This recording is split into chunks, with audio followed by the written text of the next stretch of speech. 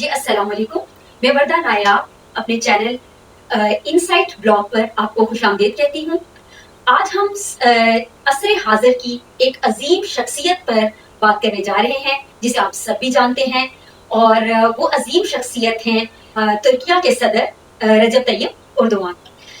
فروری 1954 میں رجب طیب Erdogan Turkish coast guard کے ایک کیپٹن کے ہاں پیدا ہوئے۔ جب وہ 13 سال کے تھے تو ان کے والد نے اپنے 5 بچوں کی بہترین پرورش کی امید میں استنبول منتقل ہونے کا فیصلہ کیا۔ نوجوان اردوان نے اضافی رقم کمانے کے لیے لیمو کا پانی اور تل کے بنس بیچے۔ انہوں نے استنبول کی مارمارا یونیورسٹی سے مینجمنٹ میں ڈگری حاصل کرنے اور پیشہ ورانہ فٹ بال کھیلنے سے پہلے ایک اسلامی اسکول میں تعلیم حاصل کی۔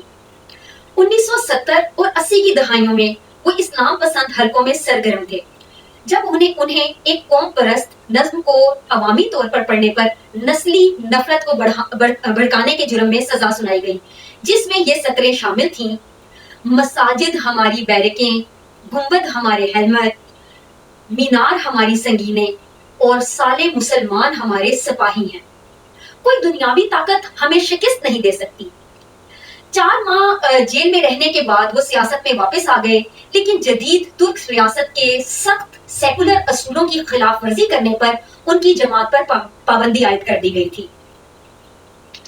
اگست 2001 میں اپنے حلیف عبداللہ گل کے ساتھ مل کر ایک نئی اسلام پسند جسٹس اینڈ ڈیولپمنٹ پارٹی کی بنیاد رکھی۔ 2002 میں پارلیمانی انتخابات میں اکثریت حاصل کی اور اگلے سال مسٹر اردوان کو وزیر اعظم منتخب کیا گیا۔ 2003 سے انہوں نے وزیر اعظم کے طور پر 3 مدتیں گزاری، جس میں اقتصادی اصلاحات کی بدولت متوسط طبقہ کو فائدہ پہنچایا اور لاکھوں افراد کو غربت سے نکالا۔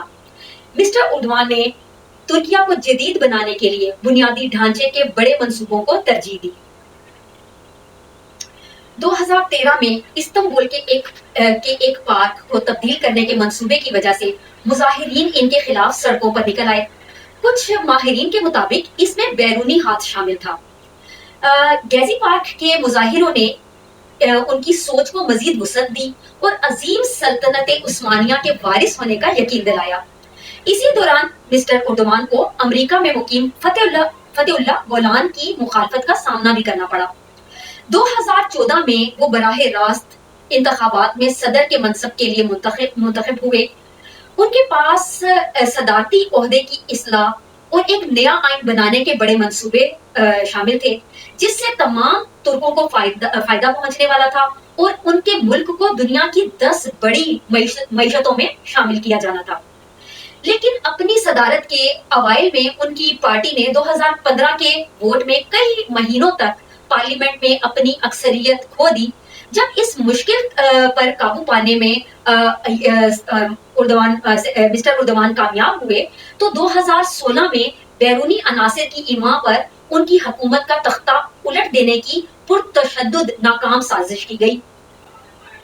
انہوں نے 2017 کے ریفرنڈم میں بڑی آسانی سے کامیابی حاصل کی اور انہیں بڑے پیمانے پر صدارتی اختیارات حاصل ہو گئے، جیسا کہ ہنگامی حالت نافذ کرنے اور اعلیٰ سرکاری عہدیداروں کی تقرری کے ساتھ ساتھ قانونی نظام میں تبدیلی کا حق بھی شامل ہے۔ 1 سال بعد انہوں نے صدارتی انتخابات میں واضح کامیابی حاصل کی۔ ان کا بنیادی ووٹ اناطولیہ کے چھوٹے شہروں اور دیہی قدامت پسند علاقوں میں ہے۔ 2019 میں ان کی پارٹی 3 بڑے شہروں استنبول، انقرہ اور ازمیر میں ہار گئی۔ کئی بحرانوں سے دوچار ہونے کے باوجود وہ اب بھی 2023 کی صدارتی دوڑ میں سرفراز رہے اور انہیں وہ مقام حاصل ہوا جو صدیوں سے کسی اور ترک رہنما کے حصے میں نہیں آیا۔ مسٹر اردوان ترکیہ کے باہر بھی انتہائی مقبول شخصیت ہیں۔ مسلم ممالک، روس، افریقہ، یورپ کے علاقوں اور جنوبی امریکہ میں ان سے محبت کرنے والے بے شمار لوگ موجود ہیں۔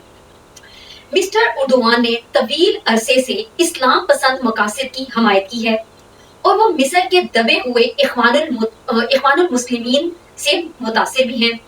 فلسطین، کشمیر، बोस्निया, रोहिंग्या समेत पूरी दुनिया में मुसलमानों का साथ दिया। सन 1980 से तुर्किया में सरकारी दफातर में मुलाजिम खवातीन के सर पर स्कार्फ पहनने पर पाबंदी आयद कर दी गई थी। मिस्टर उर्दवान की पार्टी ने ये पाबंदी हटा दी और पुलिस, फौज और अदलिया में खवातीन को स्कार्फ पहनने की इजाजत मिल गई। इस पर भी नाकिदीन ने शोर मचाया कि उन्होंने मुस्तफा कमाल अतातुर्क की सेकुलर जमहूरिया के सतूनों को तोड़ दिया है। वो एक मजहबी शख्सियत हैं। उन्होंने बारहा बेराह रवी को जुर्म करार देने की हमायत की है। उन्होंने कहा है कि किसी भी मुस्लिम खानदान को पैदाइश पर काबू पाने या खानदानी मंसूबाबंदी करने पर कोई गौर नहीं करना चाहिए। मजीद कहा कि हम अपनी औलादों को बढ़ाएंगे। उन्होंने मादरियत की तारीफ की है और नाम निहाद हकूक़े निस्वा के नाम पर औरतों की बेराह रवी और इस्तेहसाल की मुजम्मत की है। जुलाई 2020 में उन्होंने तारीखी कैथेड्रल मरकज हौदिया सूफिया को उस्मानी तुर्कों की रवायत पर मस्जिद में तब्दील करने की निगरानी की, जिसे नई सेकुलर रियासत की अलामत के तौर पर एक म्यूजियम में तब्दील करा दिया गया था। मिस्टर उर्दवान ने आजाद खारजा पॉलिसी और मरबूत मौक़िफ़ की बिना पर कई अहम फैसले लिए जो अमेरिका और नेटो की परेशानी के बायस बने और इसी वजह से मगरिब उनसे खौफजदा है। मगरिब का झुकाव उनके हरीफों की तरफ है और वो उनकी 2023 की जीत से मायूस भी हैं। मिस्टर उर्दवान ने रूसी सदर व्लादिमीर पुतिन के साथ करीबी ताल्लुकात रखे हैं और यूक्रेन के तनाज़े में सालिस के तौर पर एक अहम किरदार की कोशिश की है। नेटो की एक रियासत के रहनुमा के बावजूद उन्होंने रशिया की मिसाइल शिकन दफाई निज़ाम को खरीदा और तुर्की का पहला जोहरी रिएक्टर बनाने के लिए रशिया का इंतखाब किया। तुर्क रियासतों की तंजीम का क़याम एक बड़ा इकदाम है। इस मौजू पर आपको हमारी एक मुफस्सिल वीडियो भी मिलेगी जिसका लिंक यहाँ पर आपको दिया गया है। कतर और आज़रबाईजान की अस्करी इमदाद और खुलकर हमायत इनकी दलेराना क़यादत का सबूत है। पाकिस्तान के साथ उनकी वालिहाना मोहब्बत और बेमिसाल दोस्ती की कहीं मिसाल नहीं मिलती। उन्होंने ऐलान किया कि पाकिस्तान पर हमला तुर्किया पर हमला समझा जाएगा। साबिक तुर्क रहनुमाओं की तरह सदर उर्दवान ने भी कल अदम कुर्दिस्तान वर्कर्स पार्टी के खिलाफ सख्त क्रैकडाउन और सरहदों के पार कुर्द मलेशिया के खिलाफ कार्रवाइयां की हैं। उम्मीद है आपको हमारी आज की वीडियो बहुत पसंद आई होगी क्योंकि इससे आपकी मालूमात में इजाफा हुआ होगा। मजीद इसी तरह की मालूमाती वीडियोस के लिए हमारे चैनल को सब्सक्राइब कीजिए और हमारे साथ जुड़े रहिए। शुक्रिया।